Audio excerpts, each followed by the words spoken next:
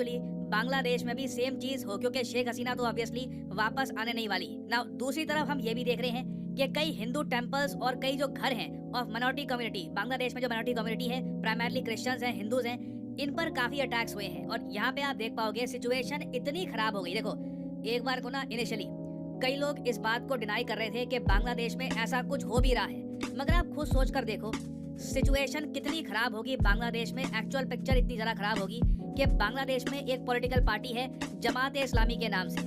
ये काफ़ी हद तक आप कह लीजिए एक इस्लामिस्ट पार्टी मानी जाती है, लार्जेस्ट इस्लामिस्ट पार्टी इन बांग्लादेश।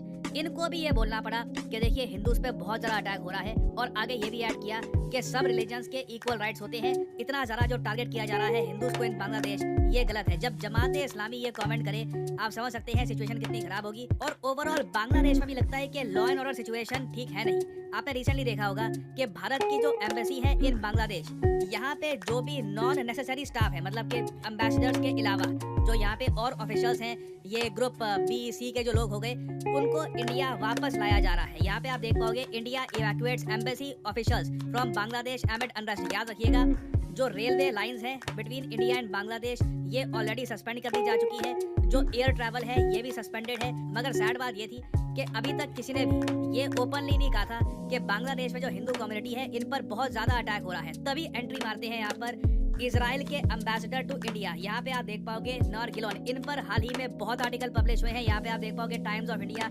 वेरियस आर्टिकल्स पब्लिश हुए हैं जहाँ पर लिखा है कि इजराइल के ऑनवर टू इंडिया ओपनली कह रहे हैं कि जो रिपोर्ट्स आ रही है ऑफ एट्रोसिटीज, एट्रोसिटी का अर्थ होता है अत्याचार, जो अत्याचार किए जा रहे हैं अगेंस्ट हिंदू कम्युनिटी और उनके टेम्पल्स को जो टारगेट किया जा रहा है इन बांग्लादेश, इसकी जो रिपोर्ट्स आ रही हैं, इसको लेकर ये बहुत ज्यादा ट्रबल्ड हैं। इन्होंने कंसर्न वर्ड भी नहीं यूज किया, ट्रबल्ड, लाइक मतलब कि इनको खुद काफी हद तक पीड़ा हो रही है ये रिपोर्ट्स देखकर कि आज के समय बांग्लादेश में हो क्या रहा है। और इनकी जो ट्वीट है ये भी मैं आपको दिखाना चाहता हूँ। और इधर यहाँ पे आप देख सकते हैं इनकी actual tweet, I am troubled by the reports of atrocities against minorities including Hindus and against their temples in Bangladesh. Now ये जो ट्वीट है ना, ये इतनी ज्यादा इंपॉर्टेंट इसलिए है क्योंकि और जगह भी देखो ये बात तो एक्सेप्टेड है कि बांग्लादेश में माइनॉरिटीज पे अटैक हुए हैं, मगर खुलकर इस पर बहुत कम लोग कमेंट कर रहे थे। फॉर एग्जांपल यहाँ पे आप देख पाओगे ये है चार्ल्स वाइडली, जी हाँ, यूरोपियन यूनियन के जो सारे देश हैं, फ्रांस, जर्मनी, इटली, वेरियस और कंट्रीज, उन सब कंट्रीज को रिप्रेजेंट करते हैं ये इन बांग्लादेश।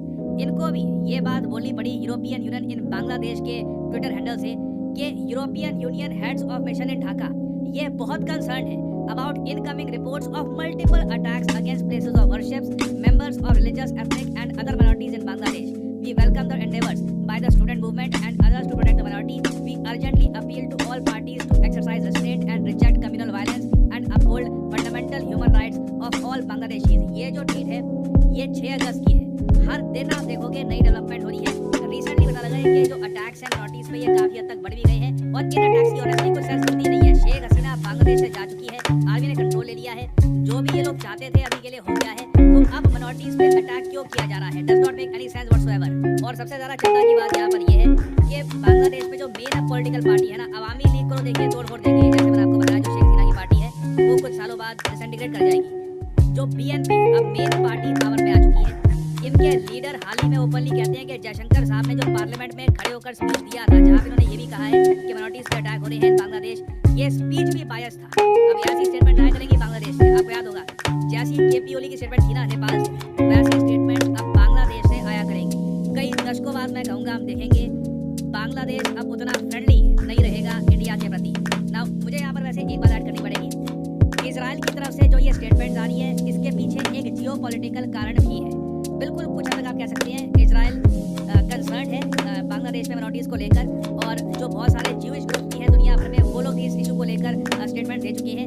मगर जियो पॉलिटिकल एंगल यहाँ पे आपको समझना होगा। देखिए इजराइल और बांग्लादेश के रिलेशन ठीक नहीं है। एक्चुअली बांग्लादेश उन गिने चुने कंट्रीज में से आता है जो इजराइल को एक कंट्री एक्सेप्ट भी नहीं करता। बांग्लादेश का जो स्टेट रिलीजन है ये इस्लाम है और कई इस्लामिक कंट्रीज ओपनली कहते हैं कि इजराइल नाम का कोई देश है ही नहीं, यहाँ पर एक ही कंट्री है वो है फिलिस्तीन। तो उसके अलावा हमने फिर रिसेंटली ये भी देखा कि इजराइल ने हाल ही में जब गाजा पे अटैक किया तो जो 5 कंट्रीज थे जो इजराइल के अगेंस्ट एक केस लेकर गए थे इंटरनेशनल कोर्ट ऑफ जस्टिस में, उनमें से एक बांग्लादेश भी था।